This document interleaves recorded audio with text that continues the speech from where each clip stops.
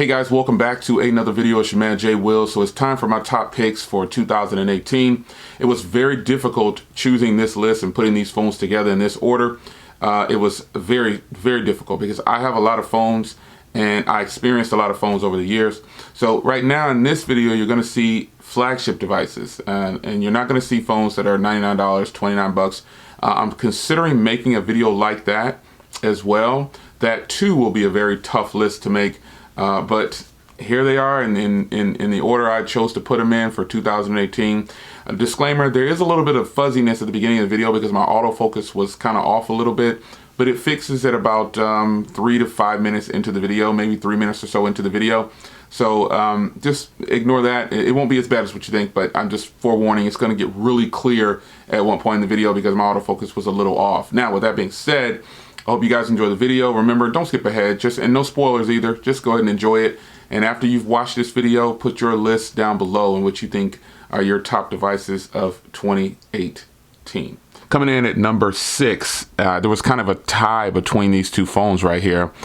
They are both very good, and they're pretty much running about the same, if you will. This is the Mi Mix 3, and this is the Mi 8. Now, these phones, again, are pretty much identical. Well, they are identical in software, and performance is great on both. I was leaning more towards the Mi 8 because I chose the Mi 8 in general. It costs less, just by 150 to 175 bucks or so. But the build quality on this is just absolutely awesome. The cameras are great on both. It is just a good experience on both of these phones. So I really couldn't pick one. I couldn't narrow down to which one I liked better. But again, I kind of lean more towards the Mi 8 because of that price point. You get pretty much the same great experience, and you get it for about $150 or $200 less depending on where you're purchasing it from. Now, I got this phone when it was $365, and this one was $640, and the price on both of these have gone down. Now, you do get the sliding mechanism in this one. You do get the ceramic body on here. There's a lot to like about both of these phones, but in general, these are pretty much two great performers that I enjoy using, and they both get LTE for the US, which is another plus. They're unlocked. They work on, all the GSM carriers, no Sprint, Verizon, or Boost or anything like that, but they do work in the US, and I get full LTE with both of them. I've traveled around with these phones, no signal issues or anything like that. But overall, the experience on both of these is absolutely great, man. I don't have a quarrel with either one of these, but if I was going to tell you to buy one of them, I think I would probably lean more towards the Mi 8 because of a slim form factor, great size screen, great cameras, great battery life. It's just a win. So here's number 6. It was kind of a toss up between these two right here, and that is coming in at the bottom down there. So next on my list is either the iPhone XR or the iPhone XS Max. These are two great phones that I think are really good. Now, I got rid of my XR and got the XS Max for my personal reasons. But either one, you're going to get a good experience. Coming in at number 5 here, I'm going to say the XR or the XS Max. Both fantastic phones. Performance is just off the hook.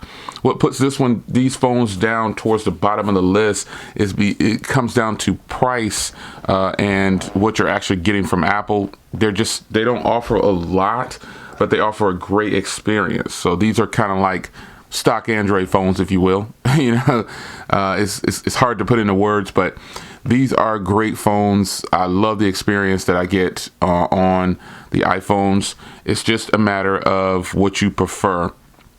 And a lot of people are settling when they buy iPhones because, they're willing to pay that higher price and not get a lot of the things that Android phones are already doing. And that's what puts this phone down towards the bottom of the list almost for me. The price is really high and they're not changing enough on this phone to warrant those price tags, but you do get great support from Apple, which is what I love. You get a great software experience. You get all the updates that you could possibly think of for at least 3 to 5 years, and this phone is for sure going to get updated for at least 5 years. There's no way they're going to leave this behind because this is their new trend of phone this design here, and they're going to continue to go with it. You know, there's a lot of things about the iPhones that you just don't get when it comes to buying an Android phone when you compare them, like basic things like a fast charger in the box. That's something that if you're going to offer a customer fast charging, you should just give them the fast charging brick, because you're asking $1,100 for this particular model right here, and all the way up to almost $1,500. So that's how I feel about this one. The number 5 slot goes to either the 10R or the 10s Max in my usage. Now the next one here is the Pixel or the Pixel 3. Again, this is going to boil down to, you know, the price and what they're offering. But for me, these cameras on this thing and the stereo speakers, the compact size of this phone just really did it for me. And I really like the fact that, you know, they are offering a little bit more than the average. But again, this phone too is missing features that Android phones have that cost less. So you just have to consider that when buying a Pixel. Either you're a Pixel fan or you're not. This is a phone that I use on Project Fi daily. It's one of my phones that I need. And this phone is offering a lot, man. It's got the wireless charging. It's got the stereo speakers. It's got great stereo speakers, I might add. It's got fast charging. You get the Pixel stand. There's a lot going on here. But the things that it's missing is why people might not like the price of this device. But I still rank it high compared to the Apple products because, you know, the support is here for at least 2 to 3 years, I believe. But the experience that I'm getting on this phone is absolutely great. I just love this little phone, man. I think it's a great addition to something that to have this phone, you just have to experience it. You'll hear people tell you that you know, it's not worth it, or, you know, it's not, but remember, worth is in the eyes of the person holding the device. And, you know, I feel like this phone's hardware is great. The still shots on here are fantastic. The video recording is good. It just has, you know, it's subjective on whether or not you like the way the audio sounds. Google says that there's no issues with the audio. This is the way it's supposed to sound. This is what they're offering. So take it or leave it pretty much. But, you know, customers who bought this don't like the way the audio sounds. And, you know, I don't disagree with them. I think the audio sounds, you know, pretty bad compared next to phones that might cost less, or you know, just in general, it just doesn't sound as good as other phones that I've got in the catalog. The price on this right now is they just keep running promos because of the holiday season. But you know, depending on when you're watching this, you know, the actual price on this phone, you know, starts at $800. Now it does offer a lot, but it's just, I think if you were going to lay it out on the table, it's missing facial recognition, if anything. You know, you would think that they will put facial recognition on here, but you know, the people who are complaining about this phone, to me, there's not much to complain about on this phone. You know, it's missing a few things, possibly, depending on who you are. It might not be missing anything, and the recording, hey, is what it is. But this is a stock Android phone, and you're going to get updates on this bad boy for some time to come. So I think that's important. So this came in at number 4 for me, which is at least it made the top spot. Now the next one here is a phone, speaking of Nex, it's the Vivo Nex. And the Vivo Nex is a phone that, you know, I wanted to rank it at number 1, but in all actuality, it has too many things going against it. Now, Vivo Nex owners are going to say, what? I thought you really loved the phone. Yeah, I do love the phone. However, you know, you have to, this isn't a phone that's accessible to everyone across the board. It's, some people are not going to want to import this phone, or they're not going to want to purchase it, you know, through third-party sources, and it's not officially offered in the US, just like the Mi Mix and the Mi Mix 3. However, it ranks high on my list because it's offering, to me, what I consider to be innovation and where I think the future should go. The all-screen display, just like the Mi Mix 3, those are the directions that I think we all need to be looking forward to. And the Vivo Nex, with the addition of the elevating camera, the 6.6-inch Super AMOLED display, it's absolutely one of the most brilliant pieces of hardware I have ever experienced. And that's why I ranked it at number 3. because of the things that some people might say, you know what, that's not fair, you know. But in my experience, what I like, you might not like. But in all actuality, I rank this phone at number 3 based on my experience when comparing it next to my other phones with extended use.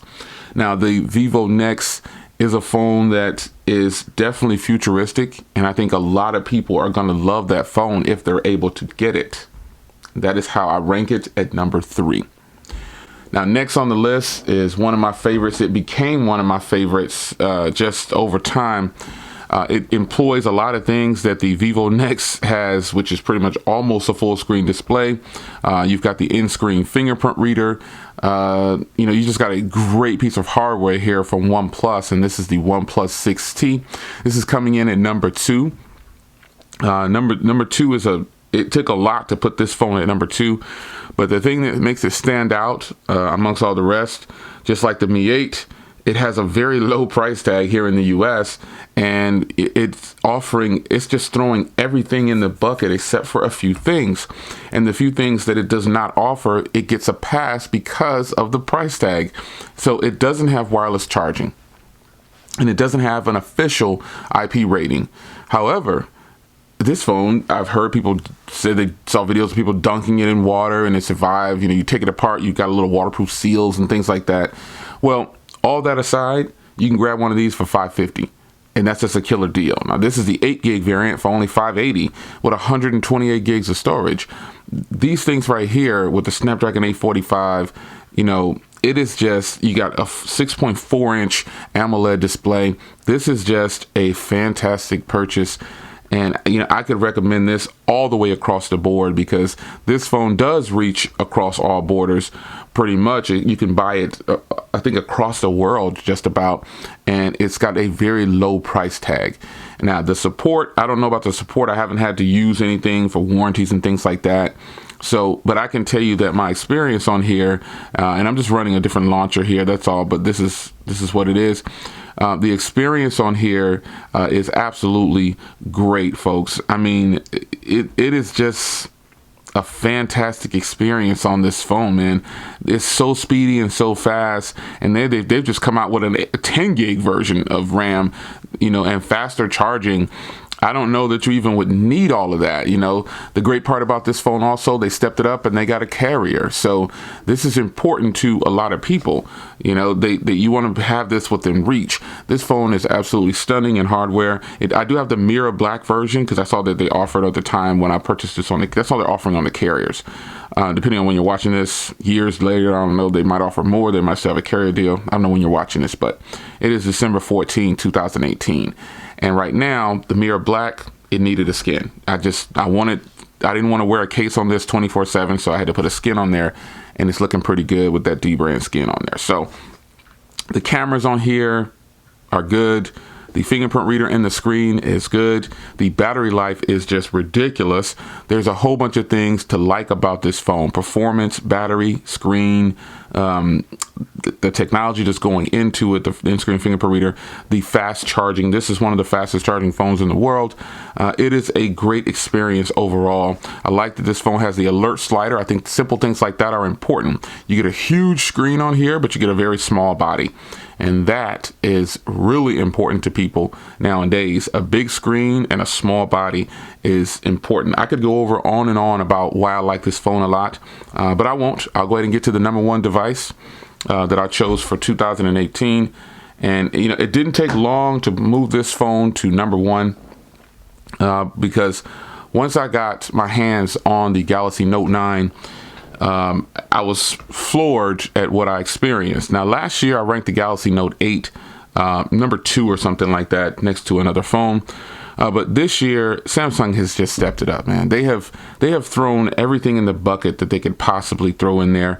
I love that you get this huge 6.4-inch Quad HD display. They fix simple things like moving the fingerprint reader to the center. The hardware, the cold touch of this steel is beautiful. And I personally have what I consider one of the best colors is the cloud silver. I think this is just one of the most beautiful colors aside next to the copper version that I had originally. And I do have a flat matte skin on here. I got this from Slick Wraps. It's called the Naked Skin, if you were wondering. But you know, the inclusion of a headphone jack alone takes this phone to the top. There are so many things about this phone that I don't have time to list them in this video. To be honest, you know, the S Pen is what people think is one of the best features of this phone and what sets it apart. But that is somewhat subjective. I really like using the S Pen because it has a few functions that I like to use daily. Like you don't have to turn the phone on to write down notes and things like that. But what stands out about this phone is the stereo speakers, man. The stereo speakers on this thing are just absolutely ridiculous. And with Dolby sound on here, man, you are just not going to be disappointed. Someone was telling me that it doesn't have Dolby Atmos, and last I checked, that's Dolby Atmos right there. It says it right in the display settings. It's going to get Pi. I'm actually running Android Pi beta right now, depending on when you're watching this. The full version is out. It's supposed to come January 2019 to customers. But, you know, folks, this is a complete phone. The price tag is high, but Samsung is running so many specials. They're giving you every opportunity to get this at a low cost. Why not grab it? Why not grab it? This phone is absolutely 100% totally worth $800. Now, I paid $1,000 originally, and you know, you can grab it on specials now for under $500. You can get it for a low cost. There's way too many things like Samsung Pay, heart rate monitor, things like that definitely don't get mentioned very much. I use a heart rate monitor because I pair it with my watch too. You've got this beautiful Quad HD display, 6.4 inches of goodness. Just the overall thing, that the feeling I get when I use this phone, it's just crazy. It's a bigger phone, but I absolutely enjoy it, man. It's just been such a great phone for me. I didn't think I would turn out putting this at number one. I thought I was going to have the Vivo Nex at number one. But the Note 9, once it hit, man, it's just fantastic. It's fantastic. With Android Pi running on board here, it's a win-win, folks. This phone flies, and I don't have any complaints at this point. Battery life is fantastic. If you're wondering, for me, battery is always going to be subjective, but battery life definitely is important to me, and this phone can go all day. I mean, it is just crazy. Some people are wondering how it's going to be on Pi, but remember, battery life is dependent on the user. But for me, it's been great on Pi. Easily pulling in the same 7 hours of screen on time I was getting prior to having Android Pi on here. And this is just a beta, so imagine what the final version will look like. You know, it's a great phone. To me, this is the phone of the year for 2018. Let me know what your list is down below. Let me know how you feel about my list. I appreciate you guys' support and supporting me up to this point in my YouTube time online. It's been a lot of fun. And I'm sure we'll have a lot of fun in 2019. I'll see you guys at CES. I'll try to get as much footage as I can.